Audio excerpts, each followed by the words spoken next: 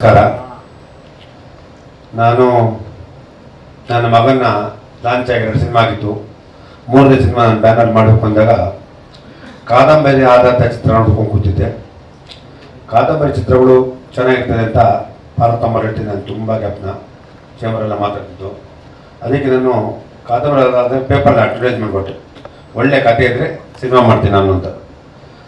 ಆಗ ಸುಮಾರು ಒಂದು 50-55 ಕತೆಗಳು ಬಂತು.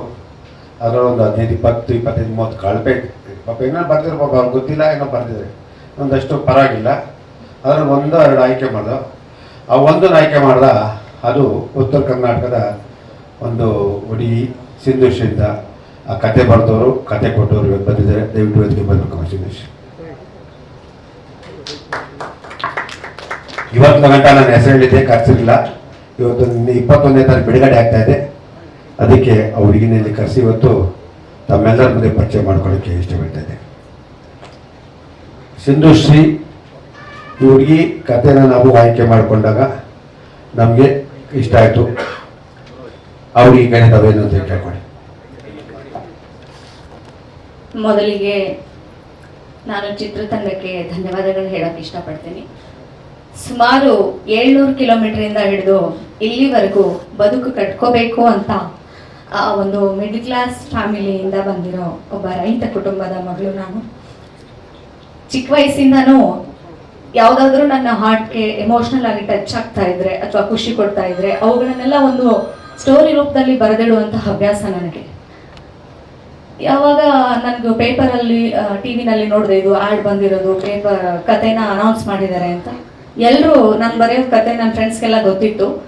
ನೋಡು ನೀನು ಒಂದ್ಸರಿ ಟ್ರೈ ಮಾಡು ಅಂದರು. ಸುಮಾರು ಜನ ಎಕ್ಸ್ಪೀರಿಯನ್ಸ್ ಇರೋ ಕತೆಗಾರರ ಮಧ್ಯ ನನ್ನ ಕತೆ ಓಕೆ ಆಗತ್ತೆ ಅಂತ ನಾನು ಹೇಗೆ ನಿರೀಕ್ಷೆ ಮಾಡಬೇಕು?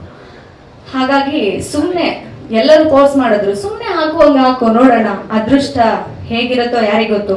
ಕತೆ ಚೆನ್ನಾಗಿ ಮಾಡ್ತೀಯ ನೀನು, ಆನ್ಲೈನ್ ಬರೆದಿರ್ತೀಯ, ಅದು ಸಿನಿಮಾಗೆ ಅಂತ ಅವ್ರು ಹೇಗೋ ತಗೋಬಹುದು, ಆದರೆ ಕತೆ ಚೆನ್ನಾಗಿದೆ ಅಂತ ಹಾಕಿದೆ.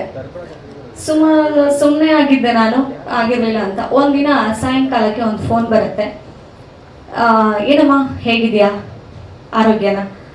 ನನ್ನ ಆರೋಗ್ಯ ವಿಚಾರಿಸೋರು ಯಾರಪ್ಪ ಅಂತ ನಂಗೆ ಆಶ್ಚರ್ಯ ಆಯ್ತು. ಸರ್ ಆ ಕಡೆಯಿಂದ ಯಾರು ಅಂತ ನನಗೆ ಗೊತ್ತಾಗ್ಲಿಲ್ಲ. ಸಿಂಧುಶ್ರೀ ಅವರೇನೋ ಮಾತಾಡ್ತಿರೋದು ಅಂದ್ರು. ಹೌದು ಸರ್, ನೀವ್ಯಾರು ಅಂದೆ. ವಾಟ್ಸಪ್ ಪೇಪರ್ ನೋಡಿದ್ಯಾ ಅಂದ್ರು ಫಸ್ಟು. ಸರ್ ಇಲ್ಲ ಸರ್ ಅಂದೆ. ಹಾಗಾದ್ರೆ ವಾಟ್ಸಪ್ ನೋಡು ಅಂದ್ರು. ಕಟ್ ಮಾಡಿಬಿದ್ರು.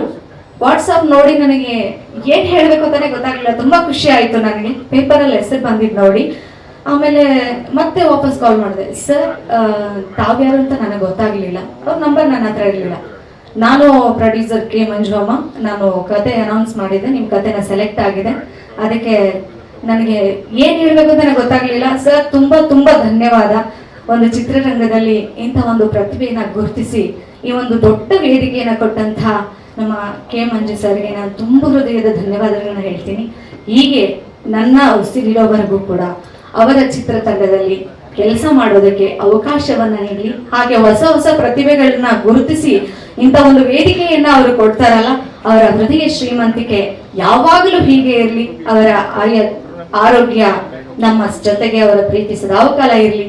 ನಮ್ಮ ವಿಷ್ಣುಪ್ರಿಯ ಸಿನಿಮಾ ನಾನ್ ಕಳ್ಸಿರೋ ಕಥೆಗಿಂತ ನೋಡಿ ಮೈ ಚುಮ್ಮ ಅನ್ನಿಸ್ಬಿಡ್ತು. ಇದು ಈ ತರ ಇರತ್ತೆ ಅಂತ ನಿಜವಾಗ್ಲೂ ನಾನು ಅನ್ಕೊಂಡಿರ್ಲಿಲ್ಲ. ನನ್ನ ಕನಸು ಅವರು ನನಸು ಮಾಡಿದ್ದಾರೆ. ಇದು ಸಕ್ಸಸ್ ಆಗ್ಲಿ. ನಿಮ್ಮೆಲ್ಲರ ಹಾರೈಕೆ, ನಿಮ್ಮೆಲ್ಲರ ಪ್ರೀತಿ ಯಾವಾಗ್ಲೂ ಕೂಡ ಈ ಚಿತ್ರತಂಡ ಜೊತೆಗೆ ಈ ಸದಾಕಾಲ ಇರ್ಲಿ ಅಂತ ನಾನು ಬಯಸ್ತಾ ಇದ್ದೀನಿ. Thank you.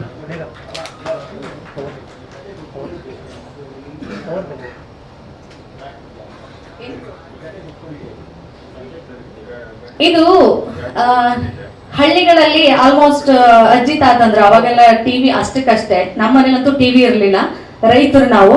ನಮ್ಮ ಅಜ್ಜಿ ತಾತನ ಹತ್ರನೂ ಜಾಸ್ತಿ ಬೆಳೆದಿರೋದು ನಾನು. ನಮ್ಮ ತಾತ ನನ್ನ ಕತೆ ಹೇಳ್ತಾ ಇದ್ರು. ಅವರ ಫ್ಯಾಮಿಲಿ ಅವರೆಲ್ಲ ಊರಲ್ಲಿ ಹಿರೇತನ ಮಾಡ್ತಾ ಇದ್ರು. ಇಂಥ ಪ್ರೀತಿ ಪ್ರೇಮಕ್ಕೆಲ್ಲ ಅವಕಾಶನೇ ಇರ್ಲಿಲ್ಲ ಅವಾಗ. ಯಾರಾದ್ರೂ ಆತರ ಮಾಡ್ತಾರೆ ಅಂತ ಗೊತ್ತಾದ್ರೆ ಮಾನ ಮರ್ಯಾದೆ ಸಲುವಾಗಿ ಹುಡುಗ ಹುಡುಗಿನ ಯಾರನ್ನೋ ಒಂದು ಸಾಯಿಸಿ ಒಟ್ನಲ್ಲಿ ಅದನ್ನ ಅವ್ರ ಮರ್ಯಾದೆ ಉಳಿಸ್ಕೊಳ್ಳುವಂತ ಪರಿಸ್ಥಿತಿ ಇತ್ತು ಅವಾಗ. ಸೊ ಹಾಗಾಗಿ ಅದು ಎಮೋಷನಲ್ ಟಚ್ ಆಯ್ತು ನನಗೆ. ಸುಮ್ನೆ ಅವ್ರವ್ರು ಮಾತಾಡ್ತಿದ್ರು, ನಾನು ಯಾವಾಗ್ಲೂ ಅವ್ರ ಹತ್ರನೇ ಕೂತ್ಕೋತಿದ್ದೆ. ನ್ಯಾಯ ಮಾಡಕ್ ಹೋದಾಗೂ ಅವ್ರ ಹತ್ರನೇ ಇರ್ತಿದ್ದೆ ಚಿಕ್ಕವಳವಾಗ. ಆಮೇಲೆ ನನಗೆ ಅದು ಇಷ್ಟ ಆಯ್ತು. ಅದಾಗಿದ್ದನ್ನ ನನ್ನ ಹೃದಯಕ್ಕೆ ತಟ್ಟಿದ್ದನ್ನ ಸುಮ್ಮನೆ ಬರೆದಿಟ್ಕೊಂಡಿದ್ದೆ. ಅದು ಈ ತರ ನಾನು ಸ್ಕ್ರೀನ್ ಮೇಲೆ ನೋಡೋ ರೇಂಜ್ಗೆ ಅದು ಬರತ್ತೆ ಅಂತ ನಾನು ಕನಸಲ್ಲೂ ಅನ್ಕೊಂಡಿರ್ಲಿಲ್ಲ. ಹೀಗೆ ಸುಮಾರುಗಳನ್ನ ಬರೆದಿದ್ದೆ, ಅದರಲ್ಲಿ ಇದನ್ನ ಒಂದು ಸೆಲೆಕ್ಟ್ ಮಾಡಿ ನಾನು ಕಳ್ಸಿದ್ದು ಇದು ನನ್ನ ಅದೃಷ್ಟನೇ ಅಂತ ಹೇಳ್ಬೋದು. ಅವರಿಗೆ ತುಂಬ ಹೃದಯದ ಧನ್ಯವಾದಗಳು.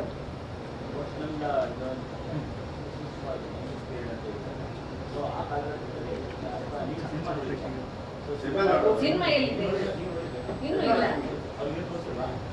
ದಯವಿಟ್ಟು ಅವ್ರ ಕತೆ ಕೊಟ್ಟಿದ್ದು ನಾವು ಲೈನ್ ತಗೊಂಡು ಸಿನಿಮಾಗೆ ಏನ್ ಬೇಕು ಮಾಡಿ, ಅವ್ರಿಗಿನ್ನೂ ಯಾರಿಗೂ ಸಿನಿಮಾ ತೋರಿಸಿಲ್ಲ. ಫಸ್ಟ್ ಟೈಮ್ ಅವ್ರನ್ನ ಟ್ರೈಲರ್ ತೋರಿಸಿ ಟಿವಿ ನೋಡ್ಕೊಂಡು ಏನೂ ನೋಡಿಲ್ಲ, ಇವತ್ತೇ ಫಸ್ಟ್ ಟೈಮ್ ಕರ್ಸಿರುತ್ತೆ. Thank you.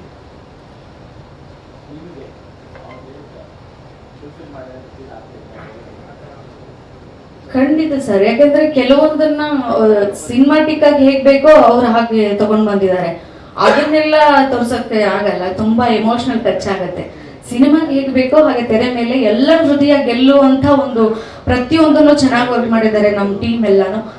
ತುಂಬಾ ಚೆನ್ನಾಗಿ ಬಂದಿದೆ, ಚೆನ್ನಾಗಿ ಬರುತ್ತೆ, ಎಲ್ಲರ ಹೃದಯ ಗೆಲ್ಲುತ್ತೆ ಅನ್ನೋ ಭರವಸೆ ನನಗಿದೆ. ಇಲ್ಲ ಸರ್, ಇದು ರಿಯಲ್ ಆಗಿ ನಡೆದಿರೋದು. ಸುಮಾರು ಇಂಥವು ನಡೆದಿದ್ದು, ಬೇರೆ ಬೇರೆ ವೆರೈಟಿ ಆಗಿದ್ವು. ಬಟ್ ಇದೊಂದು ಚೂರು ಎಮೋಷನಲ್, ಒಂದು ಪ್ರೀತಿಸೋ ಹೃದಯಗಳನ್ನ ದೂರ ಮಾಡೋ ಎಮೋಷನಲ್ ಇದೆಯಲ್ಲ, ಅವಾಗ ನಮಗೆ ಅದು ಅರ್ಥ ಆಗದೆ ಇರ್ಬೋದು. ಬಟ್ ನಾವು ಈಗ ಅದನ್ನ ಅನುಭವಿಸಿದಾಗ, ಇಲ್ಲಿ ನೋಡಿದಾಗ ನನಗೆ ಅಯ್ಯೋ ಈ ತರನು ನೋವು ಆಗಿತ್ತ ಅವ್ರಿಗೆ ಅಂತ ಅನ್ಸುತ್ತೆ.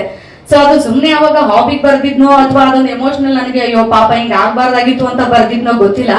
ಬಟ್ ಅದು ಈ ತರ ಸಿನಿಮಾ ಬರ್ತಾ ಇದೆ ಅಂದ್ರೆ ನನಗೆ ತುಂಬಾ ಖುಷಿ ಆಗ್ತಿದೆ. ನಿಜವಾಗ್ಲೂ ಥ್ಯಾಂಕ್ ಯು ಸಿದ್ದೇಶ್ ಅವರೇ, ನಿಮ್ಗೆ ಒಳ್ಳೆ ಕತೆ ಕೊಟ್ಟಿದ್ರ. 21ನೇ ಪಿಕ್ಚರ್ ನೋಡಿದಾಗ ನಿಮಗೆ ಖುಷಿ ಆಯ್ತದೆ, ನಮ್ಮೂರ ಕತೆ ನಮ್ಮ ಕತೆ ಹೆಂಗಿದೆ.